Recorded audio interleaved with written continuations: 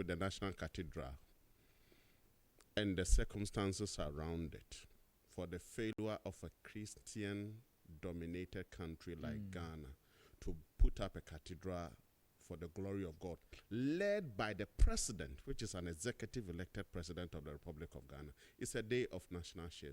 And it's going to linger on for months and years. And it's going to go down in history as one of the most unfortunate incidences that have happened within the religious sector and the governance sector of this country. I'm of the view that if the president feels that the National Cathedral couldn't be financed from the consolidated fund, and rightly so because it's a personal promise, I'm of the view that there are so many ways the president could have mobilized money from religious and faith-based organizations, from the local and international corporate organizations, even to the extent of approaching the Middle and the Far East and the Islamic belt as part of their zakat. They build churches for Christian organizations, although they are Muslims and things like that. So I believe that the people around the president who should have assisted him to deliver this national cathedral have let him down, and they've let Ghana down. But what I want to say also is that the national security architecture has also failed the government. Wow. This is the MPP in power. 3 months to elections. You have your main opposition party embarking on demonstration. The location of the National Cathedral is about less than 1 kilometer from the National Security Council Secretariat. And you are telling me that nobody within the intelligence community of Ghana picked up a signal that the opposition will make a case out of it. And rightfully, they've been making noise about it, the opposition. Because they feel the place was protected. It was a bit cordoned off. But they broke into that site. They broke into that site. How was the protection done? Was it reinforced? Didn't the security architecture and the people the president have put in place in charge of national security, the BNI, the CID, know that if people break into a construction site, it's a security and a threat? What if anybody have died falling into that pool? What if the crane or something has fallen on somebody's head?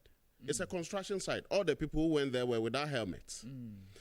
People should begin to take responsibility. When somebody puts you in a position of trust, you must do your best in order.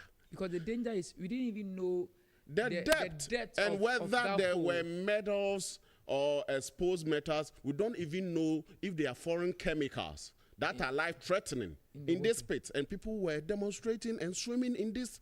We could say that it's irresponsibility on the part of the people swimming.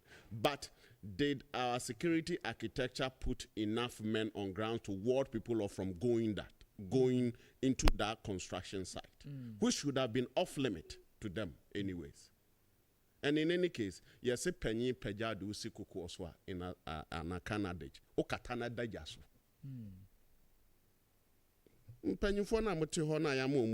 All of them are to work to cover our national shame and to project the best part of the country. So it's unpardonable. So some heads should be rolling at the national It's unpardonable. For this. I don't know whether people have decided that 3 months to elections is free for all, and that people don't want to be held accountable to the offices they hold in trust by the president of the republic who appointed them. Other than that, this is unacceptable. It's purely unacceptable. 1 kilometer away from the headquarters of the National Security Council Secretariat, and people break into a national cathedral construction site unprotected by security, not wearing safety gears, and go and jump into Dennis. I think the least said about it, the better.